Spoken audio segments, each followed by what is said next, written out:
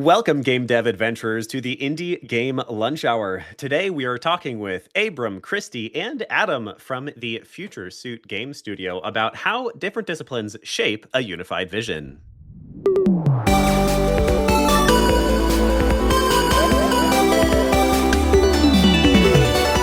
The Indie Game Lunch Hour. Very first little always makes me think of Dragon Ball. I don't know anybody else.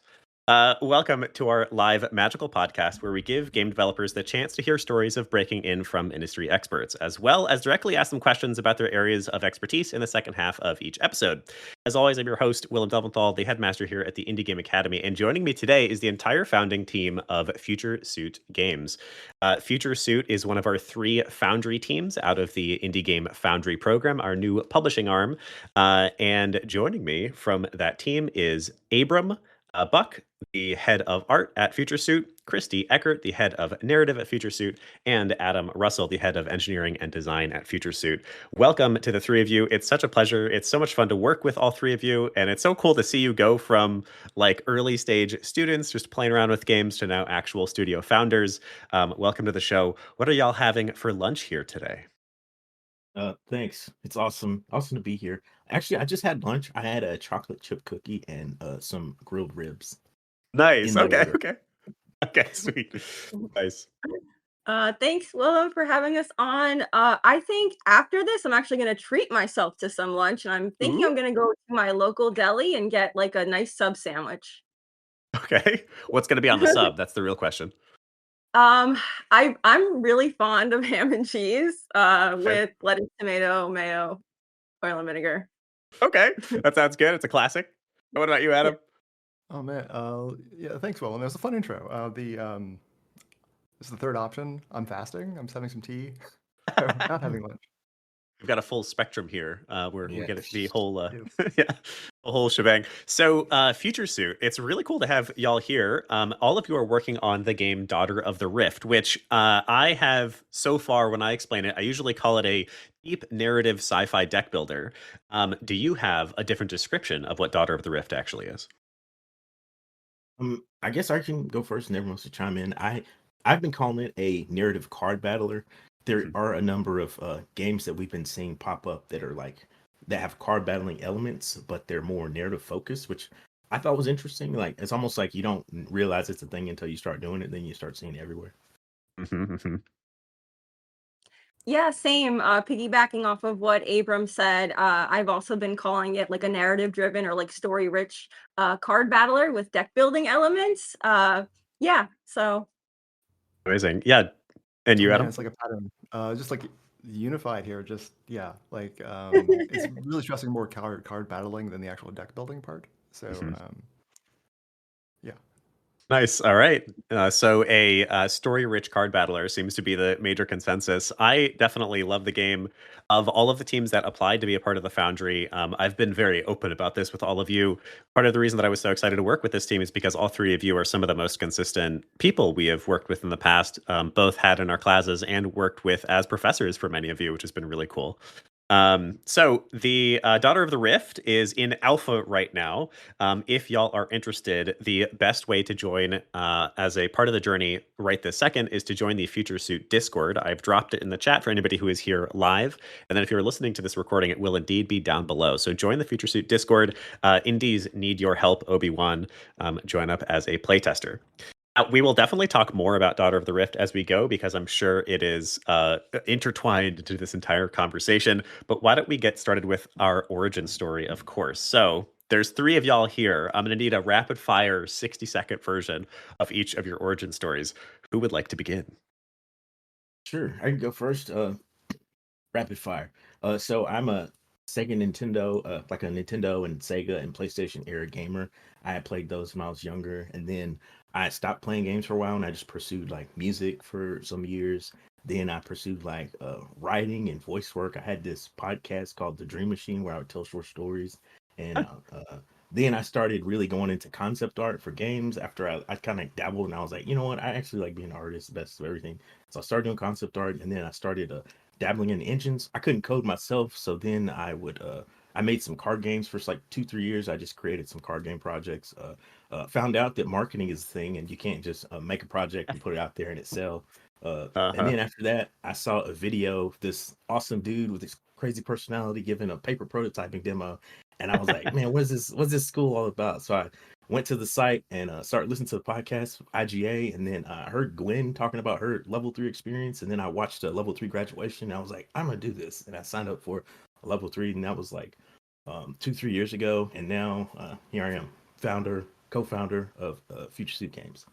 Heck yeah. Awesome. All right. That was sufficiently rapid fire. Thank you, Abram. Kristi or Adam? I can go. Similar to Abram, I've lived kind of like many lives. I started out, I was going to be a teacher. Then I pivoted. I was a dog groomer for a long time. Then after that, I had a successful career as a copywriter before pivoting over to the gaming industry about 2.5 years ago now. Where I found IGA. I attended the level 1 class, and kind of like the rest is history from there. I never left the space. I kept, working on indie projects, met these guys, and here we are, Future Suit Games. Heck yeah. And Adam? Yeah, for me, originally I had an engineering background, did some electrical and mechanical stuff. Just wasn't for me, so I switched over to film. I worked on a lot of film projects for many years. That wasn't paying the bills, so I eventually moved over to coding and really got into that. Been doing that for many years, mainly front end development. But I always loved games. I did, as opposed to consoles, I did a lot of PC gaming, a lot of thinky stuff, and had a terrible, terrible board game addiction the past couple of years, which has slowly subsided, which has been nice. But I don't think board game addiction is real. oh no, it's like it takes up so much space and time. Like you need That's for a something. that's a toxic aspect of it. I have Yeah, like 6 walls full of board games and I still want more. yeah, Yeah. and yeah, it's too many. But there, and I just was just looking for like game courses. 'Cause I always wanted to make games, and I stumbled upon IGA, and I attended. I usually have my video off or something these things, but I attended. You had a cookie clicker class for like one evening, Hmm. and I just saw like everyone was like the vibe in the class was just really really nice and really really good, even for something online. And so that made me think of, oh, let me look at more of this. And you had a level 3, which is I can program. I can skip level 2 and just go straight into level 3, and I did, Hmm. and that's where I met these two. Nice. That's so awesome. I love that. I didn't intend this to be like an accolades for IGA, but I love that all three of you went through that, and that IGA managed to lead you guys to founding. You really are out on your own now, though. We're of course helping you out as best we can in Foundry, but it's been wonderful to see the three of you, work through in this professional environment. So why don't we move on to the topic and get some of your expertise that you've learned as you run Future Suit Games? The topic being how different disciplines shape a unified vision. Definitely one of those things that can be very difficult for a new studio founding team. I, as a designer myself, and as a design leader, as I get a little bit further in my career, I know very intimately how difficult it is to keep a team on task and even to keep a unified vision. Both we're talking like sort of team dynamic, like what is the vision of our team? Who are we? Why does it matter? And then also, of course, the game's vision. What are we trying to create? What are we trying to compel our players to feel? Keeping everybody on the same page there is a dramatic, unending journey. So, give us some of your tips. How do different disciplines shape a unified vision? Well, before we dive into that, I just really do want to drive home one point that us as a studio, like our story, like our different stories, and then us coming together really is about holding on to worthwhile connections, good working relationships, persevering despite the odds, like really being stacked against us many times, and coming full circle to make something really special by partnering with an organization who helped us get to where we are today. So yeah, I just want to drive that home. But yeah, in regard to like shaping a unified vision, I think a big part of it is allowing our disciplines to inform the other, right? So letting our other disciplines come together to actually create the vision. For instance, like the writing informs the art, because I'm writing these character profiles, Abram is reading them, and then he's creating these characters based upon kind of like what he is reading and how he's interpreting it. So he's using my writing to inform how the characters are being created. And then as well as the programming actually informs what I can do as a writer, what the player facing text can be, should be, and will be, is based upon the constraints that Adam and I are collaborating on, like how things can be implemented in engine. So I think part of shaping a unified vision in terms of like developing out our game is that we let each other's disciplines inform and drive and shape the others. And to and to add to that, I think my experience like helped me understand like I've always been like an advocate for like writing first. So like I would be like I always say things like cool characters come from cool stories. So in a way, it's like I feel like we jive naturally just because I feel like writing is so important to like coming up with cool ideas and cool characters. Um, One other thing I wanted to add to that is just I think one thing we're good about doing is like hearing each other's ideas out. And actually, I learned this from Adam when we were in level 3. He did this thing that it was crazy to me because it was ideas that we knew we were not going to pursue, but he took the time to like ideate on them, try to fix the weaknesses, talk about the strengths that were good or bad, and we knew it's like I was like, okay, I guess we're going with this game now. But then it came to like after the end of this long discussion, it was just like we're not going with the idea, but we were just exploring it. And I feel like that made people like even if your ideas wasn't picked, like that going through that process of exploring your strengths and weaknesses, how to make it better, even if we don't go with it, I feel like it fulfilled that person's like even though we're not going with the idea, we took the time to actually like talk about their idea and show that it mattered and like actually, just go through the process of if we were gonna do it. Yeah. Yeah, because for me, like ideation is like the most fun part because there's no rules. You can do whatever you want. There's no ramifications for whatever. So just hearing other people's ideas is like it's a lot of fun, kind of playing with it. And kind of just jumping off what Kristi initially said, for like collaborating, a big thing is listening. And so like when the stuff that Kristi writes, right? Like maybe I'm not writing it or whatever, but like there's wait, that could be gameplay. Maybe that could be something I can Mm. insert as a mechanic. That's something. So always looking at other people's work and seeing how that can contribute to your own is a big thing. I've been not succeeding at that recently, but like I always strive for that. But it's Mhm. sometimes hard to do. Yeah, But teams are never, it's never perfect. There's always a bit of a give and take, and there's always exactly. moments where you're like, I really didn't feel like they listened to me there, but a little bit of that's okay. Um, But yeah, the sometimes it's just yeah. subtle, just like you're always on the lookout for like how can I use that thing that they made or created. Yeah, So what I'm hearing, I think a lot of this is I would summarize into two words. I think number one is like just straight up listening, good old listening. I'm sitting down, I'm making sure I'm giving space. I am actually listening. I'm not preparing my response. And then secondarily, I think is trust and trust building. So you are all three of you, it sounds, are very invested in making sure that the other people on your team both feel heard, feel trusted, and then also that you are sort of putting best foot forward and making sure that you are building trust and asking for the others to build trust with you. Does that sound accurate? Yeah, Yeah. it's a Yeah. great way to And put it. I think a lot of that comes from like us having worked together in the past, like on multiple projects. Like, there's a lot of growing pains when you're working with new individuals. And I think when we were first working together, like on projects like Be Brave and Meteor Down, that we first did when we were together in level 3, like we've evolved since then. And like through that evolution and through like working together on multiple projects, like that trust and that rapport with each other has built up over time. So it didn't happen overnight, and there was like a lot of like trial and error. And but now we know each other. We've come to a place where we have like a very good kind of like working dynamic where we're not afraid to like share ideas. So yeah, absolutely. Hmm. I wonder yeah, if so. Oh, sorry, Adam. Go ahead. no, just one thing from our origin stories that might have been missed was just like after we did level 3 together, right? But then we Hmm. we parted ways. Like we didn't really talk. We maybe kept in touch, but we kept in touch. That was the important part, and we kept doing other projects and kind of crossing paths. And so when we did the Foundry thing, that's like, hey, we still knew each other and talked to each Yeah. other. So You had that foundation of some degree. By the way, someone in the comments, Andrea, has just mentioned you're the team from Meteor Down? Question mark, question mark. It looks like it had so much potential. That's yeah. maybe a lesson learned. Y'all did work together on a pretty cool card battler already, and you built it in 4 months. So maybe that's something to advertise a little bit. All right, so I have a question, philosophical here. A comparison that I bring up pretty often is what level of collaboration is quite right.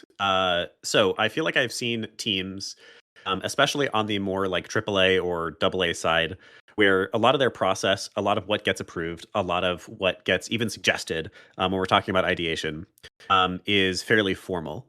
There's very strict, maybe not strict, but just well documented guidelines about where ideas come from and how you actually pick which ideas get implemented. And oftentimes it kind of gets subtracted from the main team, especially in those larger companies or more air quotes here professional companies.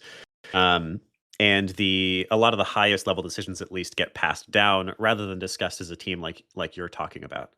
On the other end of the spectrum, I love to bring up Coin Crew Games. We had them on the podcast some time ago, and their episode really stuck with me for whatever reason. When they're ideating, it is an incredibly informal process. They're just shooting the shit and they're just having fun. And if something makes them giggle, it goes in the game, and that's about as far as it goes. Um, I got to chat a tiny bit with Sven Vink about this as well, and I asked him how they handle creative dispute or just ideation. How do you choose what actually goes into the game?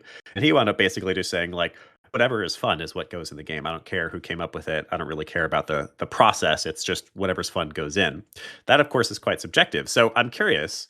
I think part of having a unified vision is having some kind of process, however formal or informal it might be, that allows ideas to um, coalesce and get through some kind of filter and gives you some kind of decision making power for what actually goes into the game. So I guess to summarize it, make it a little simpler. How does your team, where do you feel like you fall on that spectrum? And how does your team decide what actually goes in the game and what gets cut? Yeah, I guess I can start because actually I haven't.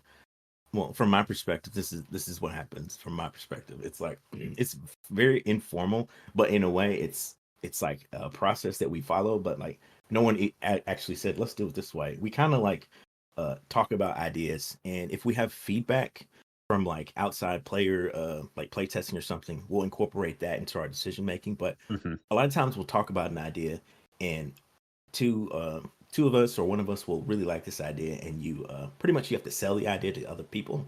So you're selling your idea, and you're trying to get buy-in from the other team members, and generally that's pretty much like what you're doing. You're pitching your idea, you're showing examples, and to an extent I feel like as an artist I have an advantage because I can find visuals to show or make up visuals. But I do try to like help, like whenever someone else has an idea I'll try to like find stuff to show visually and be like, is this what you mean by your idea? So I feel like it's like a big conversation that does have rules that are like not really spoken, because a lot of times it comes down to like the most of us who like something, almost like an informal vote kind of thing. And if there's player feedback, that will kind of count as a vote as well when we're talking. Not formally, that's how I perceive it. Like it's very informal, but there are rules. Yeah. And I think a lot of the times what we'll do, like if we like sometimes we'll talk about an idea and like at the end of one of our meetings we'll say, all right, give me this week, give me till our next meeting to put something together, so Mm, then we can all come back and then like discuss it. So for example, early on in the ideating process for Daughter of the Rift, I sort of like was trying to come up with like different like quest design ideas, and how like the narrative could play out like in that kind of like structure. And so what I did was I asked them, I was like, hey guys, give me until next meeting, let me think up of like a pseudo quest how this could possibly go, and then I'll present it to you, next time. And that's exactly, we do that like back and forth all the time. I think Adam does it with his ideas, Abram does it with his. And so, and we do this a lot of times in like a collaborative space like Miro. Sometimes mm, it's conversation, but a lot of times we'll like put it down like in documentation. Another thing that we do is that at the end of every meeting, we say what we're going to work on for next time. Um, and then kind of we follow through, and then we present not necessarily an idea, but like progress, like the next time that we Mm. meet.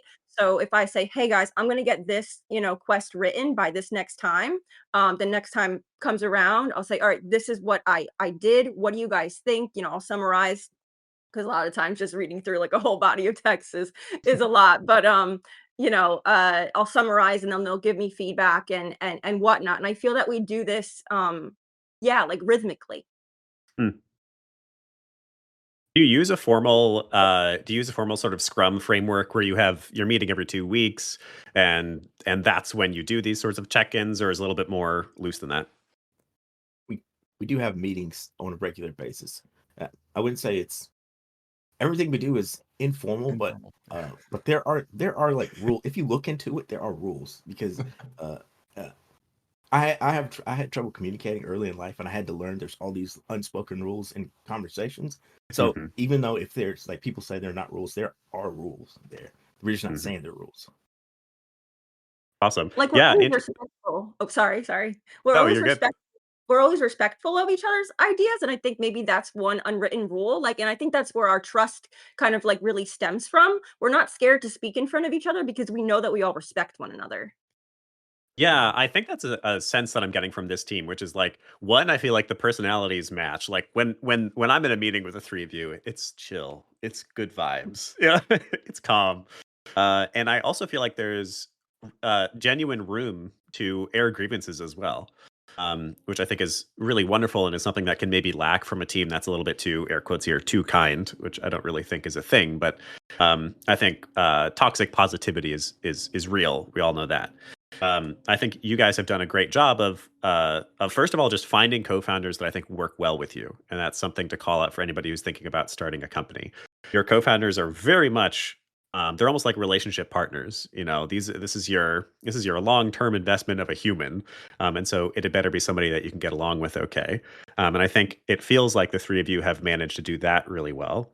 And then it also feels like you may not have as formal of a structure as some bigger companies, but you've done the indie structure, it feels quite well as well, where we're all in this together, we're having fun. Somebody in the comments mentioned the fun starts at home.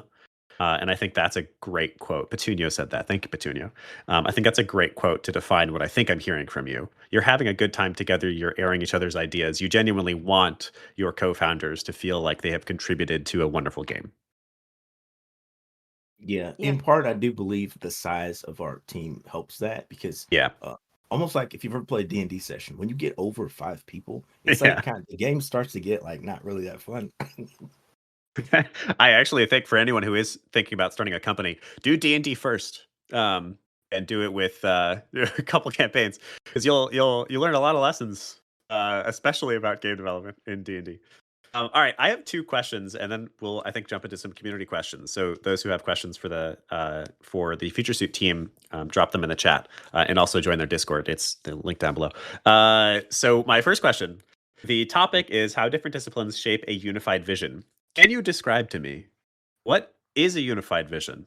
How does it feel? How does it look? How do you know it's there? What are the benefits of it? Tell me what that even means. Let's define it for a second. Yeah. Do you want to go, Chrissy? Yeah. Uh, okay, I can start. So I think well, yeah, there's a lot of ways to define a unified vision, but I actually want to take a step back and look at the prefix uni. It means one, right? But one doesn't actually necessarily have to mean singular or alone. Like, for instance, like one community is comprised of many people, right? And so hence like a unified vision, especially in the case of daughter of like the rift is comprised of all of our expertises. And I think the inclusion of those expertises, and then to take it a step further, the inclusion of our individual voices as game developers, as a narrative designer, as a game designer, as an artist, as an engineer, but also yeah, our individual voices as people, as game designers, it makes the the vision inherently more interesting if we're unified as one, while at the same time we're bringing our different voices and our different perspectives to the project and allowing for that to happen. Hmm. That's Did you want? interesting. I think the concept of we are different people and that's good, and also the vision is unified. It's one vision. Those are both good things to hold in tandem. Um, I think the game industry does a pretty wonderful job for the most part. The game development industry is maybe what I mean, of celebrating diversity, both of mindset and of just like humanity, the different ways of being diverse. And I think that that's something to never forget. It is really frustrating sometimes, as somebody who has solo founded and co-founded before. It's really frustrating sometimes how much bureaucracy you can wind up with on a team where multiple people need to make a decision together, where it can't just be one person saying we're doing this. um, there absolutely comes some stress and negatives with that, because you will inevitably disagree, and then handling that disagreement can be a whole thing, and handling people's feelings is a whole thing. But the benefit of it is that at the end of the day, generally, once you get through that part, the decisions are better because different people have different mindsets and different people have different areas. Both we're talking like disciplines, but also we're talking just like aspects of life or aspects of the game where their decisions may wind up actually being the right one. A simple rule that we created when I founded my own studio, the Delph Bros, was if somebody puts their foot down, we literally use that as sort of a keyword, key phrase, then you listen. So we would have moments where somebody would say, like, I'm putting my foot down on this one. And we would go, oh, okay. Like, let's pause and talk about it. And we were good about not overusing that. But so, for example, my oldest brother fought really hard. We were just talking about diversity, or having a really heavily diverse cast of characters that you can play. It's a tabletop RPG. So, for instance, like our bearded dwarf woman is one that we now love and the community loves, and we're so happy we put into the game. And it's something we almost didn't have, and we only had because my brother put his foot down about this cast of characters and how he felt like it really needed to be representative. That kind of moment where you are acknowledging that the individual may have something to contribute that the team can't, the collective can't contribute, while also striving for a unified perspective, feels like another good lesson from this team. All right, so I have the opposite to ask before we get to community questions. We have a unified vision and what that looks like. What does a disunified or disparate vision look like? What is the bad? How do you recognize that perhaps your vision is not quite unified, and how do you escape that? Yeah, I guess there have been some times, and you know what? It's I'm not gonna. I feel like it just kind of it'll just come up sometimes. Like we'll be working on something, and then like someone will be like, "Hey, I really feel like this needs to change," and they'll bring it up several times. For me, that's the cue. When someone brings something up several times, then it's like there's something wrong, and we gotta Hmm. like fix it. And I feel like people are good about that. I'm just good about that too. He'll bring something up. He won't push too hard, and then he'll bring something like the same thing up again in a different meaning, in a different way, and then but he doesn't push too hard, and he'll bring it up again, and I'll be like, wait a minute, he's bringing up the same thing. Maybe this is an issue. It sounds like me being passive aggressive. I feel like it works because you're not like, hey, we need to change this. You're just like, hey guys, I think we need to think about this. I think Interesting. part of Yeah. I think part of recognizing like a if the vision is becoming disunified is Hmm. looking at like objective sources. So I think playtesting comes into play here. Hmm. Because we can think that we're working on something and it's very cohesive, but in a way when you're bringing it to a public space, you're getting validated by their reactions and their responses to it. So I think playtesting is a good like check-in to make sure that even to make sure that we haven't gone awry, to make sure that we are still adhering to like what we set out to do. So I think, yeah, playtesting is one. And I had another thing, but it escaped my head at the moment. If it comes back, you can let us know. I completely agree on that one, and that is a lesson for everybody here. If you ever wind up in creative dispute, if you ever feel like the vision is disunified, always respect the player voice. The player voice is king. Like otherwise, why the hell are you making a game? Obviously, the player can mislead you, so make sure you got a nice sample size, make sure you've got data to back it up, and sometimes you'll be like, "I think the player's wrong."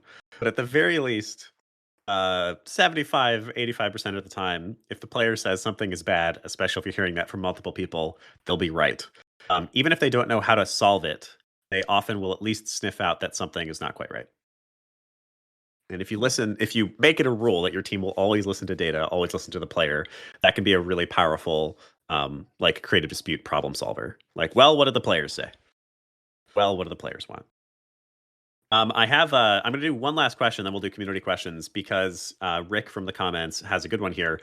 Visions always need a North Star as the magnet for decisions at every fork in the road. I think that's really true. That's part of the reason that game projects will often have a creative director or somebody who is making sort of final creative decisions. On a team like yours, where you don't have somebody like that, what would you define as your North Star?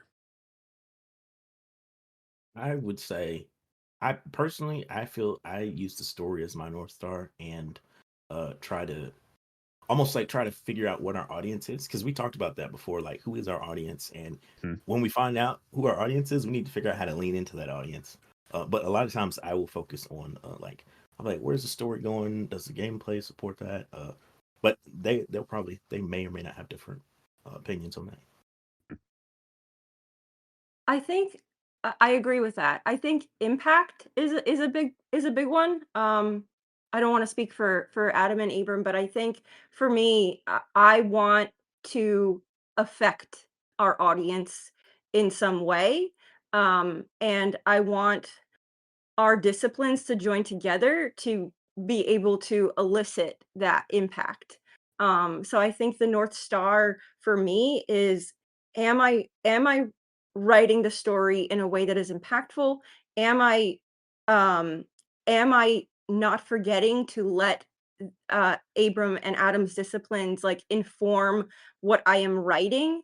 And if I am, then I have to take a step back and think. So I think, yeah, like player first, make something impactful, make something that people will care about as much as we care about it. Anything to add to that, Adam? Yeah, I mean, for me, the first thing for at least it's a selfish one, but I personally need to find it interesting. Like that's kind of like my guiding star. Like, oh, this is interesting, and like I keep thinking about this all day. But then the other side of that is the player. Where like, oh, the thing I thought was interesting is like that doesn't work with the players. So like they're always the final say, the Mhm. players. So as I would just say the players are the guiding star because it Mhm. sucks going to a play test where like that was terrible. It Watching does. the players. So But it's like also good. It's exciting. Like, okay, no, well, it's I got good. some It's stuff good to and solve. bad, but like Yeah. yeah. So like definitely the players. Like they're the guiding stars. I'm curious, do the three of you have perspectives on what your like emotional guides are for this game? What are the primary things you're trying to make your player feel or experience for For Daughter me of the Rift? personally, yeah, I mean, Christy's a story person, but my what I want for the story is for like when I play Octopath Traveler, I'm really invested in like the character, and I'm like, I learn all these things about the character. I'm like, he's a scholar, he does this, he teaches these classes. I want people to be like that, like nerd out about the characters, like I do with like Square Enix kind of characters. Mhm. I was telling my dad today randomly about your guys' game actually. And he was like, "Oh, cool," very polite, like not really a gamer listening at first. He's like, "Oh, cool. Oh, cool." And then I explained about your actual daughter, and he was like, "Oh, cool." There was like a clear shift where he found part of the story that he related to and thought it was interesting.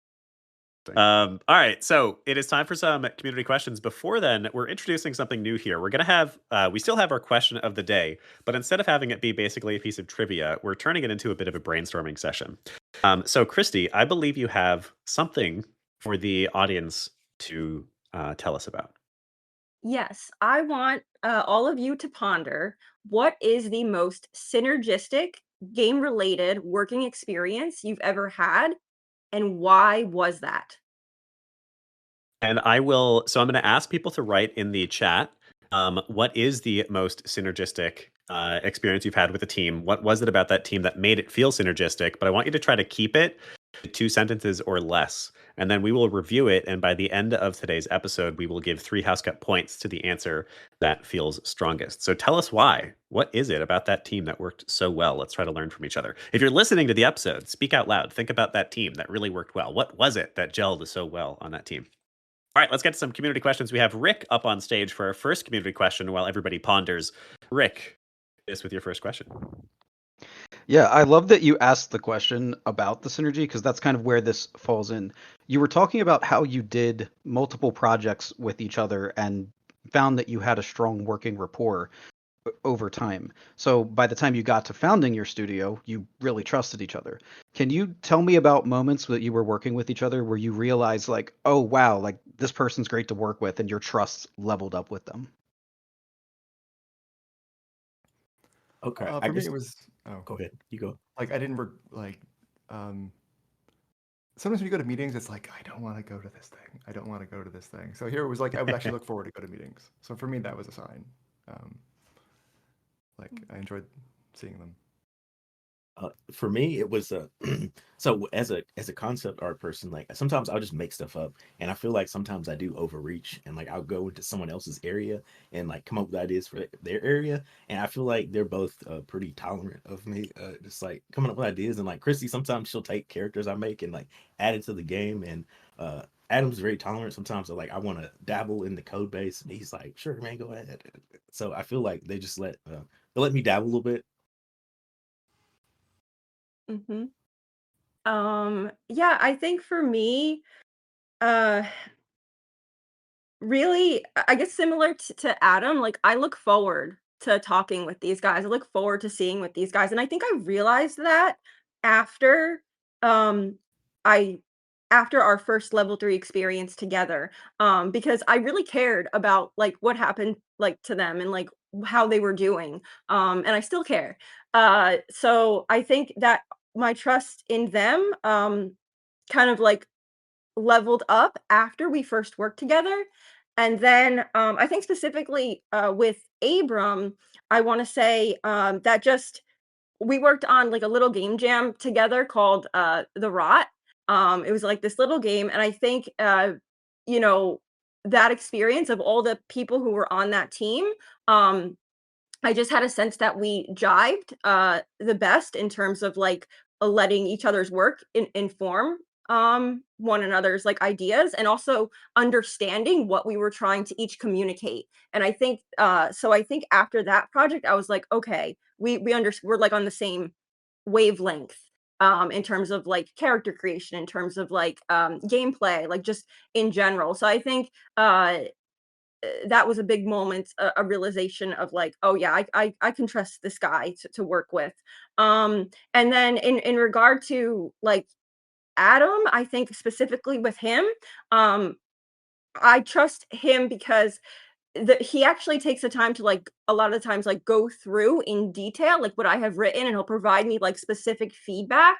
Not saying that Abram doesn't, he does too, but I think I first saw that on Meteor Down, and then working with him again, I saw that again, and that's something that like as a writer I really appreciate, that he really takes time to like, you know, question the plot holes. And like so uh I think those two specific instances following that initial working relationship is what caused my trust to level up with both of them. Hmm.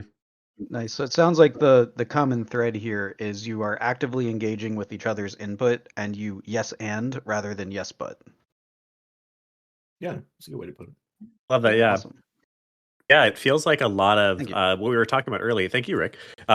It feels like a lot of what we were talking about earlier, where you are deliberately seeking, a trust environment, a high trust environment, and deliberately like taking active steps to create it. And that's really cool. It's also something to I loved yours, Adam, of like I actually wanted to go to meetings with them. That's always wonderful. When I feel like I mostly don't look forward to meetings, and then when I'm pleasantly surprised that the meetings are actually awesome, that is a very good sign that I'm talking with good people.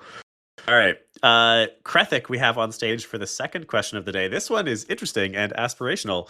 Krethik, do you want to hit us with your question? Hi, William. Hi, everyone. Hello, Krethik. Right. So I have this general question, right? Indie games is the future.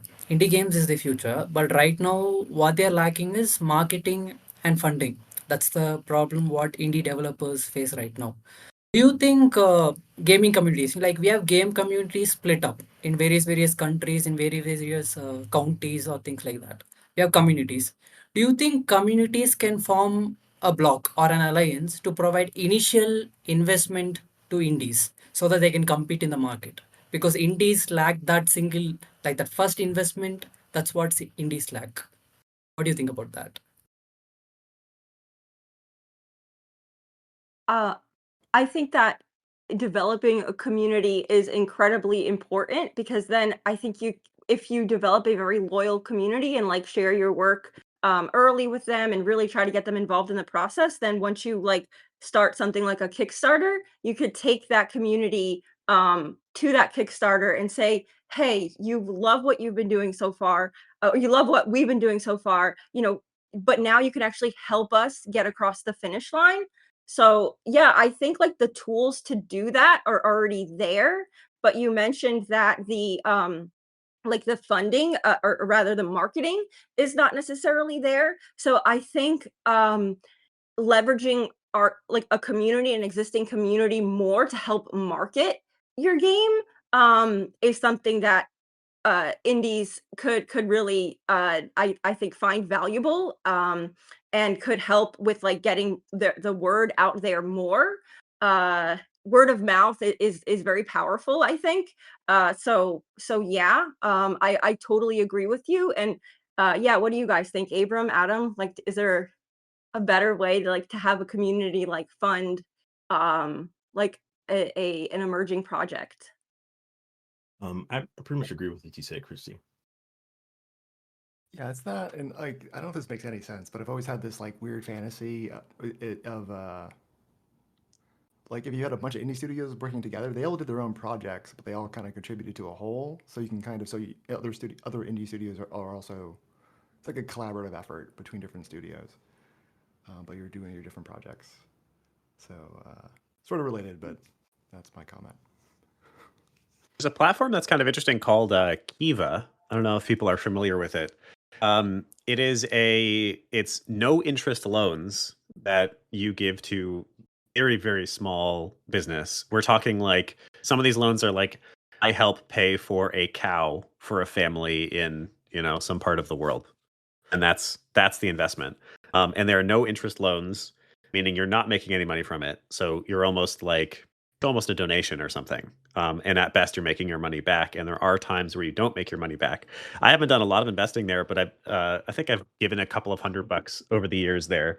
And I've always thought that that's really interesting and kind of beautiful. It's like somewhere between crowdfunding and just straight up donations. Maybe the indie game world needs something along those lines, where we just think a project is cool and we throw out a couple of bucks. Obviously, Kickstarter kind of fills that space, but the problem with really any crowdfunding these days is more or less it's a marketplace. So you're basically buying a game, which is not that much different from just getting it on Steam, a year or so from now. So interesting question there, Krethik. Do you feel like that answered your question? Do you have any additional thoughts you want to throw in? Oh, I nothing, think William. oh, Oh, so sorry. oh, no, I'm sorry. I think the inverse could be really, really interesting. Like instead of like an indie studio building the Kickstarter for the game, it would be really interesting to have the community build something like a Kickstarter and get community funding to then gift to Ooh. the indie studio. I They think run a that could be Kickstarter for like a fund. We're gonna fund 10 indie game studios. yeah. Intriguing. Putting my pinky to my mouth for a second here.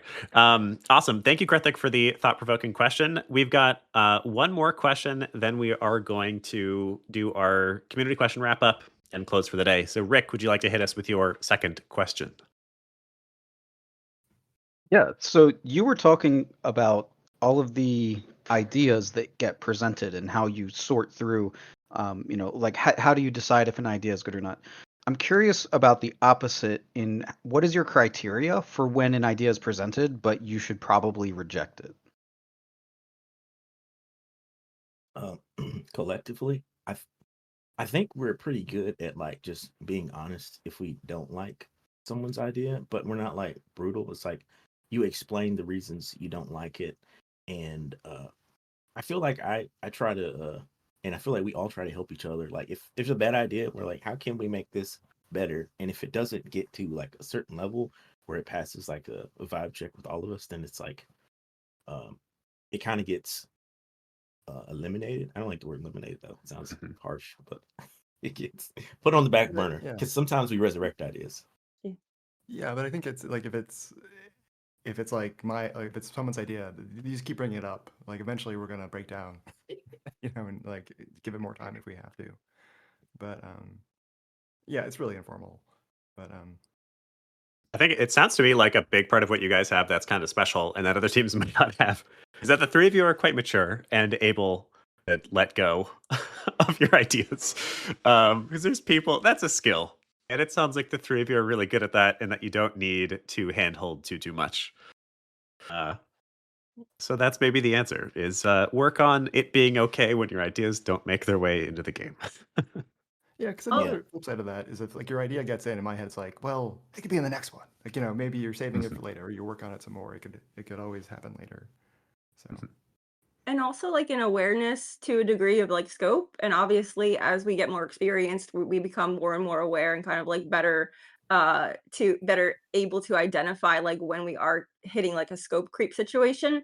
But I think, if an idea seems very out of scope at the time being, I think that's a very good indicator that we kind of like walk away from it. But like Abram said, we kind of like put it on the back burner, or like Adam said, like, let's save this idea because maybe later. Nice. Amazing. Thank you. Does that answer your question, Rick? Yeah. It's nice to see like what they consider the criteria for like, hey, maybe we'll put this on the back burner. Awesome. All right, so let's wrap up. We've got 3 things to do before we say goodbye. The first is to give out some House Cup points. So I'm going to do a summary version of each of the answers. We've got a couple of answers here about which team you felt the most synergistic on and why. Andy says one of their best experiences was during a 1-week game jam where they served as a producer along with the narrative designer. Even without an artist, we kept momentum high through clear communication, mutual respect, and a shared commitment to delivering a compelling experience. Winding Wizard, welcome back, Winding Wizard. We love having you here so often, says everybody being open-minded and allowing folks to explain their ideas and take constructive criticism and just be able to discuss why things work and why things don't. Communication is so important, and if you don't have that, the project really starts to flounder. Isaac says, probably my team with Quantum Game Jam because we had a dedicated project manager. Boy, that can make a difference. Victor says, most synergistic experience, someone doing everything I say. So which of those would you like to award some points to? Personally, I like the one with no artist because I'm like that's brave to like make a game and not have an artist. It's like it takes some bravery. That sound right to you, Kristi, and you, Adam? Yeah. I'm between that one and Winding Wizard, kind of like emphasis on communication. But yeah, like when you feel like your team is like missing an element, but finding a way to work around that, I think that's pretty powerful. So yeah, I'm gonna align with Abram on that. Right. So you have 2 out of 3. I have a hard. I don't. I have a hard time keeping all of them in my head at the moment. So Sure. But but definitely, yeah. If you have to, those tough times, like where you're trying, like we don't have this thing, like we're at a disadvantage than anyone else, and having to work through that, like that can really bring people together. So I can definitely see that happening. I agree. I'm going to make the executive decision to give both Wendy and Winding Wizard some points. Winding Wizard and Wendy, you have both earned 3 House Cup points. Let us know if you would like to give those to Warrior, Ranger, Rogue, or Cleric in the chat, and we'll get you hooked up. All right, it's time for us to wrap up. The 2 things we like to do before we go are, of course, our homework. So, Future Suit Games, join their Discord down below. What would you like to give as a homework assignment that the audience can do in the next week? Take them about an hour to practice some of what we discussed here today.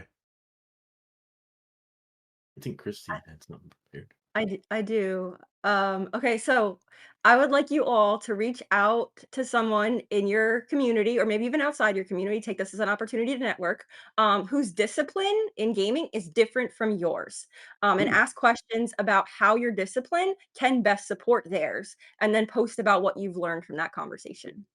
Ooh, I love that. There's a little bit of networking baked into that. So hit up somebody who does a different job than you, a different discipline, a different area of game development, and ask them how your workflow might incorporate their own, might better support their own, and then post about it for us. We love to see this on LinkedIn. So you can tag us, Indie Game Academy, with your homework assignment. Tell us what you learned, and you can tag Abram, Kristi, and Adam, and we will get a little bit more for you. BitBen Games in the comments says, "Hey, hit me up. I'm a game designer." So there you go. Y'all know who you can network with now. All right, it is time for us to wrap up. The very last thing is to give you a space for any last words of wisdom or anything you would like to plug. A Daughter of the Rift. Plug that. I don't Join know. their Discord, play their game. They're going to Kickstarter come October or November. Um, yeah, I just want to say, one, thank you again, Willem, for having us on this incredible podcast. And thank you to you and to IGA for like really like believing in us and like pushing us forward and really allowing us to have a platform for our skills to grow, to meet people that we now work with professionally. Like I just think that yeah, like this is a really, really special community. I definitely like value it so much, and I'm really, really, yeah, I'm just really excited for what is in store in the future for Abram and Adam, and myself. And I would love for everybody to join our Discord, to follow us on our socials. That would be really, really awesome. Yeah, I think that's what I want to say. Oh, Adam or Abram, do you want to add Yeah. anything there? No, thank you. This was great. This was a lot less nerve-wracking and than I thought it was going to be. So this was fantastic. You're a great host. So thank Yeah, you. and Glad. as someone who's listened to this podcast for years, I feel like it's pretty awesome to actually be on it. So I want to thank you for marking that off my bucket list. Heck yeah, we'll have you back again for sure. Well, thank you so much. It is truly such a pleasure. It is always a joy to jump into meetings with the three of you guys, and I'm so excited for Daughter of the Rift. It is. I love all three games that are coming out of Foundry. Look forward to Daughter of the Rift, The Box is Alive, and Whiskers, Wizards, and Wands. Y'all will be launching them all next year. But this is the game that I expect to become the most addicted to. I love my deck builders. I love my deep narrative sci-fi games. So I expect to play every little corner of this game, and I can't wait for it to actually come out. And thank you to the three of you for being as wonderful of humans as you are. There's a reason that we took you. Actually, this is maybe something that I didn't even tell you for the audience to be revealed together. I was sitting at a coffee shop when we were deciding which teams to accept into Foundry, and you guys were one of the ones that was in contention but wasn't yet confirmed. We were like, okay, who's going to be the last few teams? And the thought of not empowering the three of you in particular, like you three humans, like hurt too much for us to not accept you. So it was actually less about the game. It was more like these three people like need the chance, basically, because of who you are. So happy to have you here. Thank you for giving us this wonderful episode of the Indie Game Lunch Hour. And everybody, follow their Discord, join their Discord. You'll be able to go play the alpha of Daughter of the Rift pretty much right away. They host play testing pretty often, and you'll get yourself in to give feedback and ideas and help them make this game a reality. All right. I think it's time to say goodbye. Thank you, everybody, for coming here. We'll be here again every Wednesday, 12 p.m. Eastern Time. Join us for the next one. There are links to anything we mentioned in the chat down below. Thank you, everybody, and have a wonderful day.